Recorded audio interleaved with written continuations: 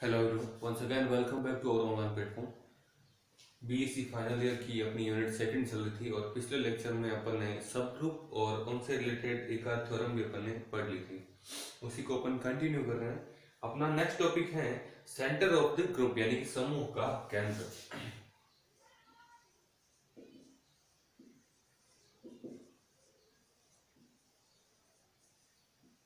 समूह का केंद्र। देखिए, समूह का केंद्र क्या होता है, मैं इसकी डेफिनेशन लिख देता हूं, परिभाषा।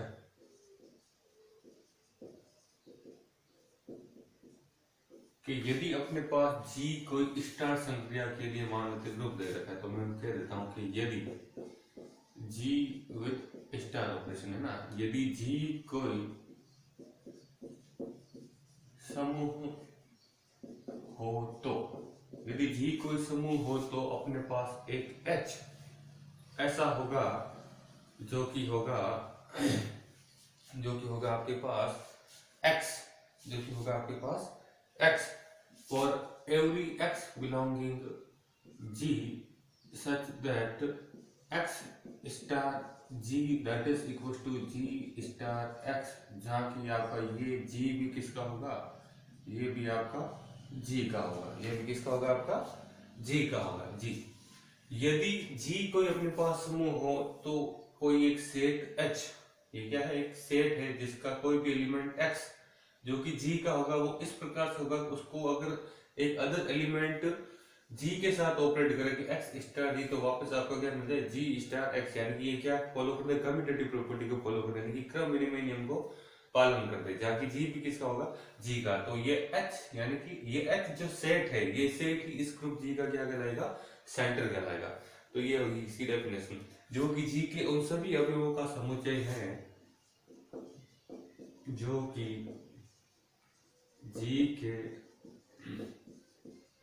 उन सभी अवयवों का समुच्चय है, जो क्रम विनिमय नियम का, क्रम विनिमय यानी कि कम्यूटेटिव,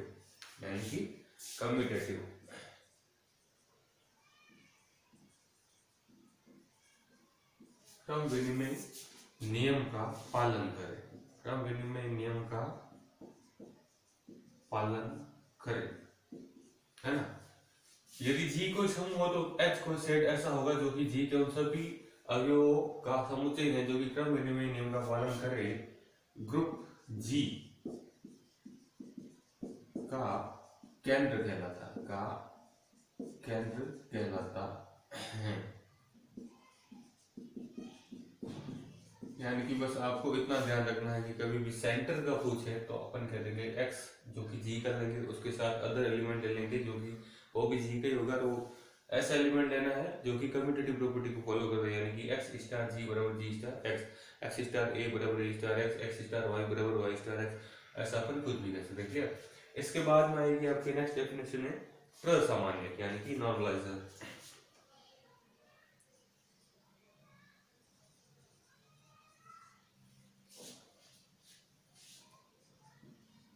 नॉर्मलाइजर यानी कि प्रसामान्यक।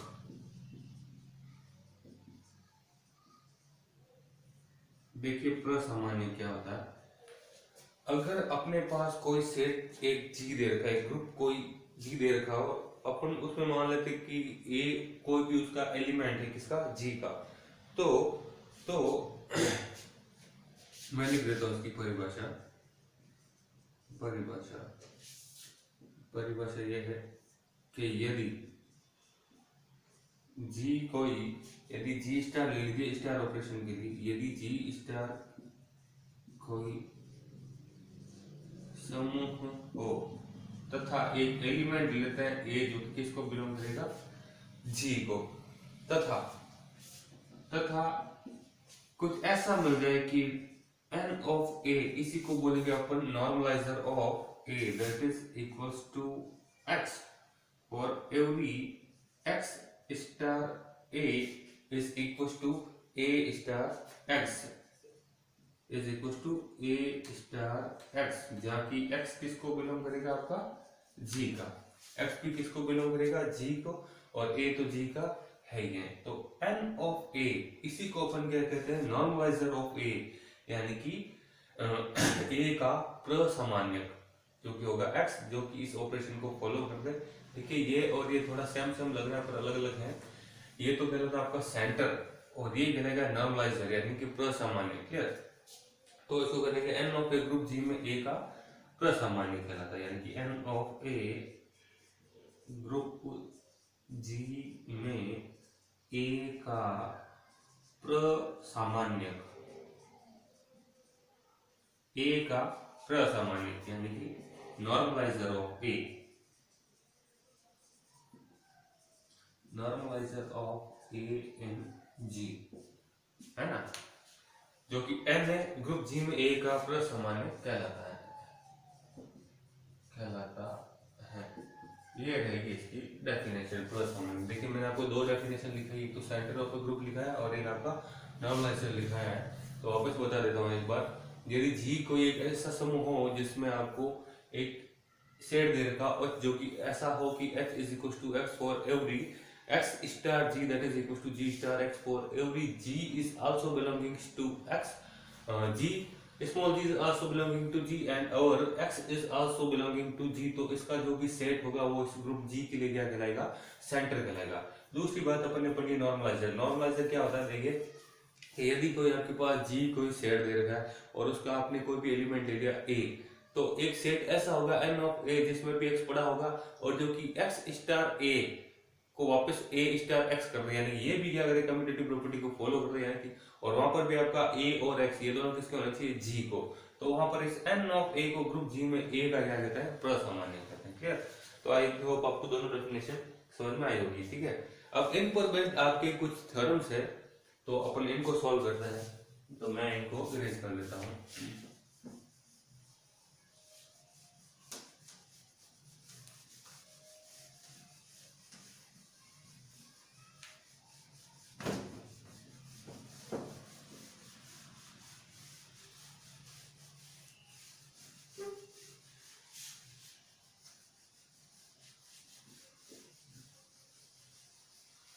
तो देखिए नेक्स्ट थ्योरम आपकी इन्हीं पर बेस्ड है, सेंटर एंड नॉर्मलाइजर। तो देखिए क्या है थ्योरम,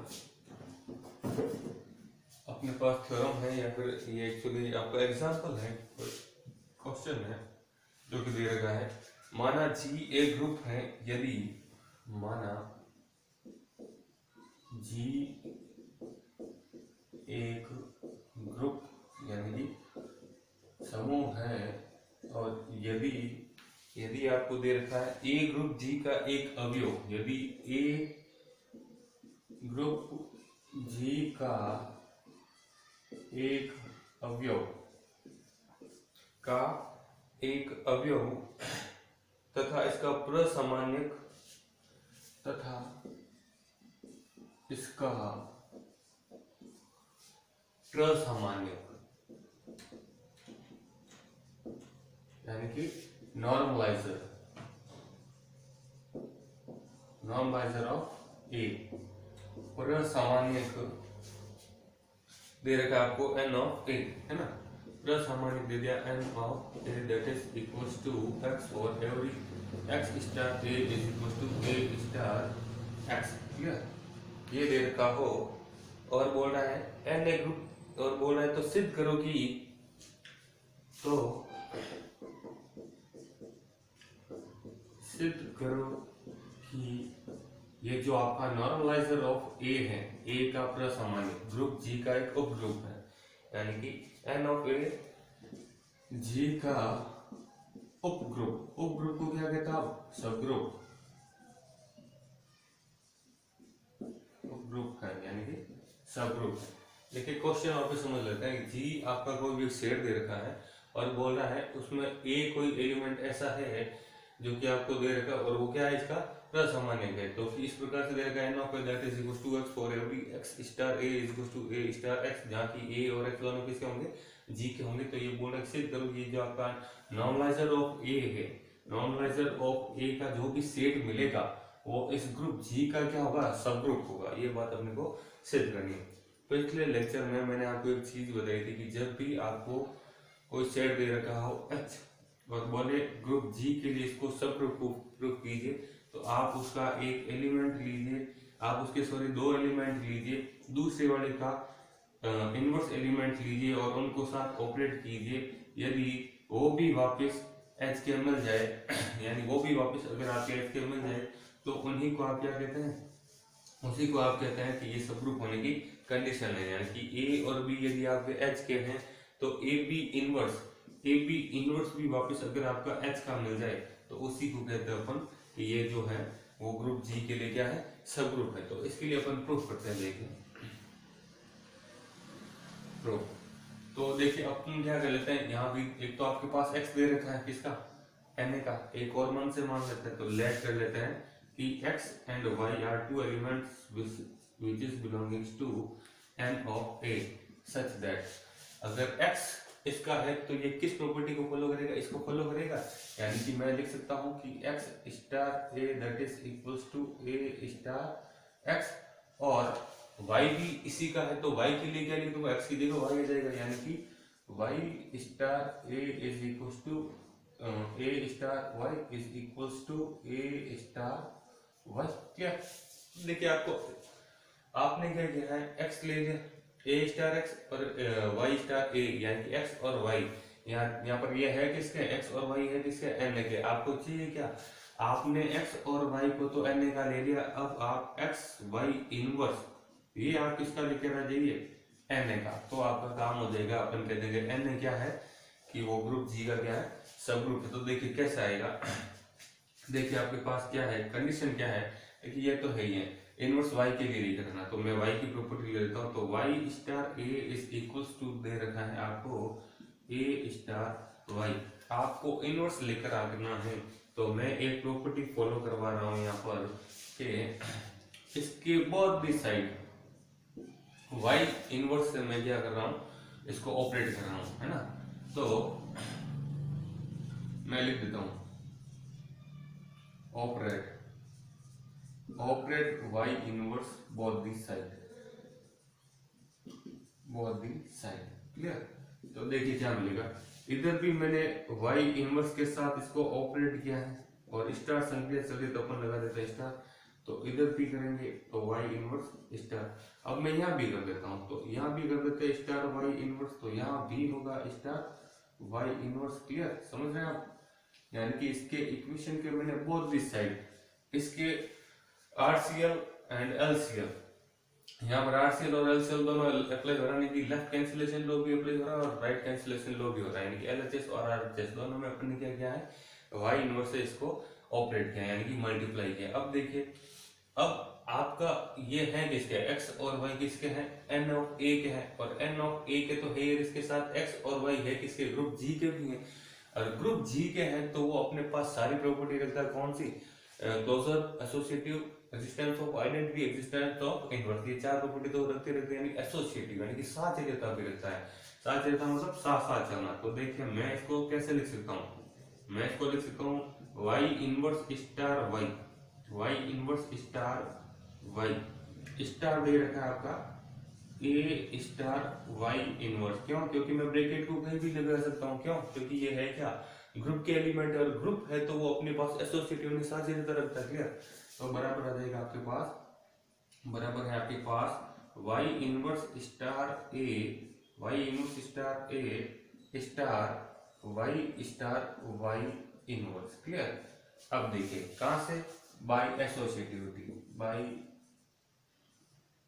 बाय एसोसिएटिविटी यानी कि साथ जड़ता से, बाय एसोसिएटिविटी इन जी, किसमें है, इन ग्रुप जी में, एसोसिएटिविटी इन जी, क्लियर।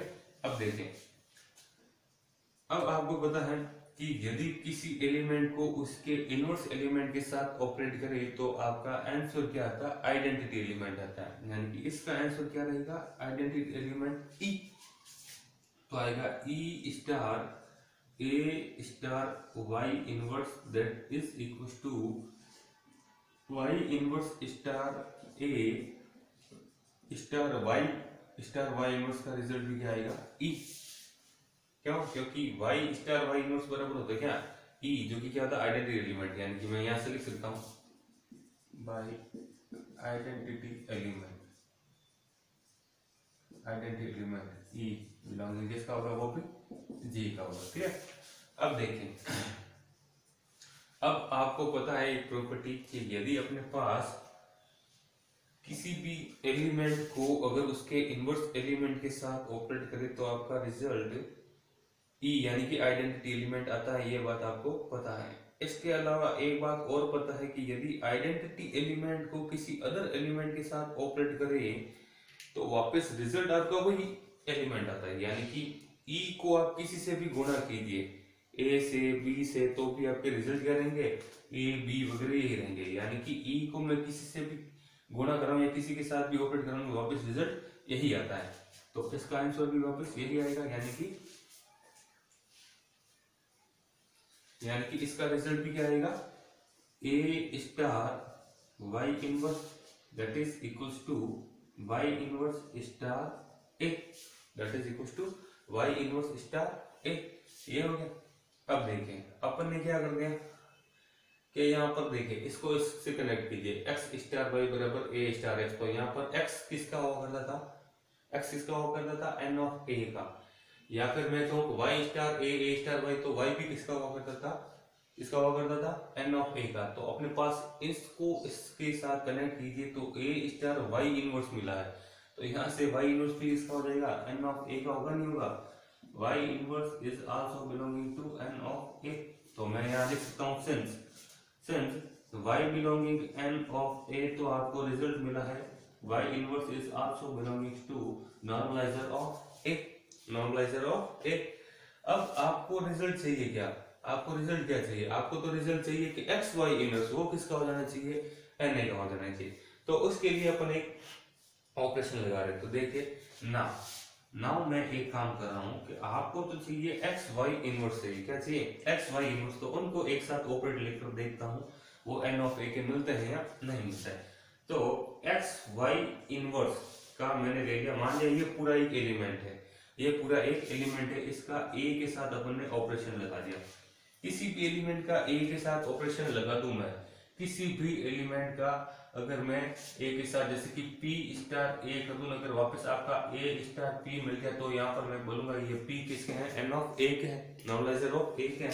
तो ये पूरा एक एलिमेंट है, इसको ए के साथ ऑपरेट कर दीजिए। यदि आपका आंसर वापिस ए स्टार एक्स वाई इनवर्स ऐसा आ गया, यदि आपका रिजल्ट वापस ये आ गया तो मैं कह दूंगा एक्स वाई इनवर्स भी किसका है, एन ए का है। और ये चीज आपको लेकर आनी है, और ये चीज आ गई तो भी अपन तभी अपन क्या करेंगे कि जो एन ऑफ ए है वो ग्रुप जी का क्या है, सब ग्रुप है। तो देखिए कैसा आएगा, बराबर। अब आपको पता है कि ये क्या है, एसोसिएटिव है यानी कि साथ है। तो मैं इसको कैसे लिख सकता हूँ, मैं इसको लिख सकता हूँ X star Y inverse star A, यानी कि कहां से, by associative, by associative. Clear.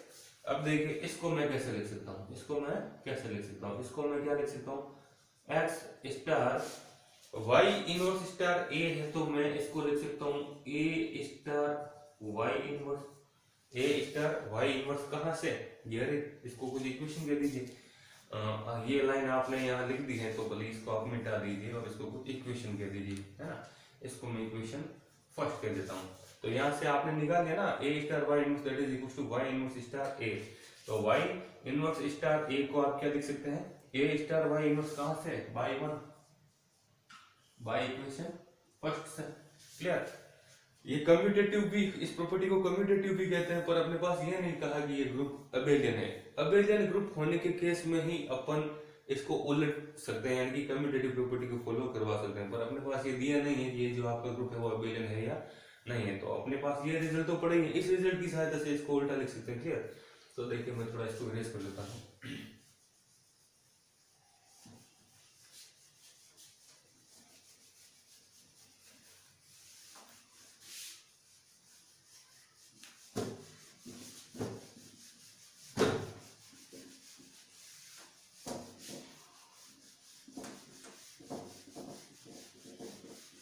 तो देखिए आपका रिजल्ट क्या आएगा। तो देखिए आपके पास क्या था, आपके पास था ये रहा, आपके पास चल क्या रहा था, चल रहा था X star Y inverse star A, यही चल रहा था और रिजल्ट आप यहाँ तक पहुंचे थे। क्लियर?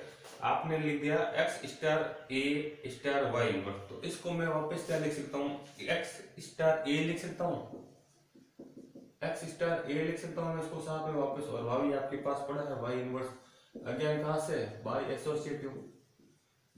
एसोसिएटिव साथ से क्या साथ से। ठीक, अब इसको मैं वापस क्या लिख सकता हूँ, एक्स स्टार ए को मैं लिख सकता हूँ A star X inverse star with Y inverse. क्यों?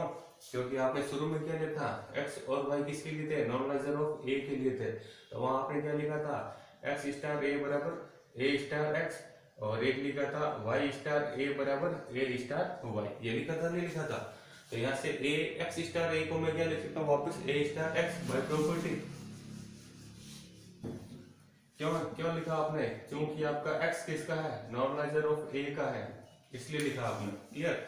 अब देखिए, अब मैं वापस क्या लिख सकता हूँ, इनको मैं वापस अलग अलग लिख देता हूँ, तो इनको मैं अब वापस अलग अलग लिख देता हूँ। इसको मैं लिख देता हूँ A star X star Y inverse again कहाँ से, बाय एसोसिएटिव। तो आप लेकर क्या चल रहे थे, आप लेकर चल रहे थे X star Y inverse star with A, और रिजल्ट मिल गया वापस आपको A star X star Y inverse. तो इसको देखिए, ये नहीं मिला ऐसा, एक्स स्टार ए बराबर ए स्टार एक्स, देखिए इसको इससे कनेक्ट कीजिए। तो जब ऐसा हो जाए, तो जब ये यहाँ जो एलिमेंट होता है वो किसका होता है, नॉर्मलाइजर ऑफ ए का होता है। तो इस केस में मैं क्या कह सकता हूँ, इस केस में मैं कह सकता हूँ, यानी कि मैं रिजल्ट लिख दूं उसका, सिंस एक्स आपका बिलोंग कर रहा था नॉर्मलाइजर ऑफ ए को, वाई बिलोंग कर रहा था आपका नॉर्मलाइजर ऑफ ए को, और वाई इनवर्स भी आपने बिलोंग करवा दिया था नॉर्मलाइजर ऑफ ए का।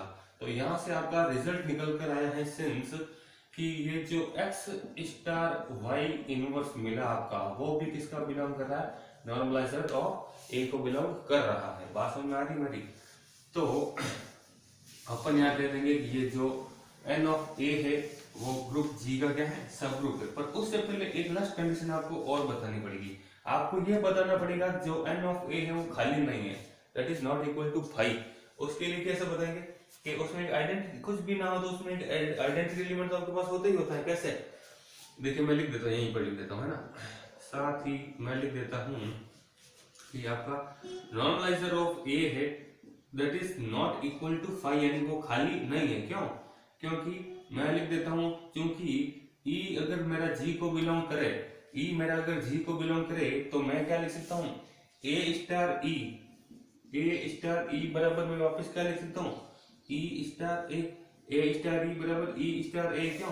क्योंकि ये ई जी का होगा तो ई एन ए का भी होगा, और ई आइडेंटिटी एलिमेंट है, तो आइडेंटिटी एलिमेंट को किसी से भी गुणा करेंगे तो वापस आपका आंसर वही आएगा, और ए तो एन ए का था ही था। क्लियर? तो इसका रिजल्ट वापस रहेगा क्या, ए ही रहेगा, इसका रिजल्ट वापस रहेगा क्या, ए ही रहेगा। मतलब ई भी इसके साथ पड़ा है, किसके साथ, एन के साथ, ई भी इसके साथ पड़ा है। तो मैं देखिए आपके पास है क्या, एक्स स्टार ए बराबर ए स्टार एक्स हो, तो आप क्या कहते हो, तब आप कहते हो कि एक्स जो है वो किसका, एन ऑफ ए का है। तब आपने यहाँ से क्या कह दिया, आपने यहाँ से कह दिया कि ये ई स्टार ए बराबर ए स्टार ई, तो यहाँ से मैं क्या कह दूंगा, ये ई है वो भी किसका है, एन ऑफ ए का है, यानी आइडेंटिटी एलिमेंट एन ऑफ ए में हमेशा पड़े ही रहता है। क्लियर? तो ये खाली नहीं रहेगा, तो बस अपनी बात क्लियर होगी। तो यहाँ से मैं क्या कह दूंगा, यहाँ से मैं कह दूंगा कि इसलिए आपका सिंस मैं कह दूंगा आपका ई है वो भी किसका होगा, नॉर्मलाइजर ऑफ ए का होगा।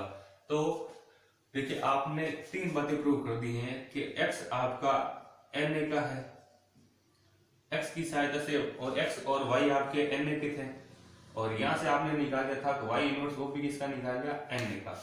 इसके बाद में आपने एक्स वाई इनवर्स वो भी किसका निकाल लिया, एन ए का। तो यही कंडीशन होती है कि यदि एक्स किसी सेट का हो, वाई किसी सेट का हो, तो वापस एक्स वाई इनवर्स उसी सेट का मिल जाए, तो वही सेट आपके ग्रुप जी का उप ग्रुप कहलाता है। उसके अलावा एक कंडीशन और प्रूव करनी पड़ती है, उस जो भी सेट को आप सब ग्रुप बता रहे हो वो कभी भी खाली नहीं होना चाहिए, और वो ऑब्वियसली कभी खाली होगा ही नहीं, क्योंकि उसमें अगर एक भी एलिमेंट पड़ा है तो उसके साथ हमेशा आइडेंटिटी एलिमेंट तो रहता ही रहता है, क्योंकि आइडेंटिटी एलिमेंट को आप किसी के भी साथ ऑपरेट कीजिए, वापस आपका रिजल्ट वही आंसर आता है। तो ये थ्योरम आपको समझ में आई होगी।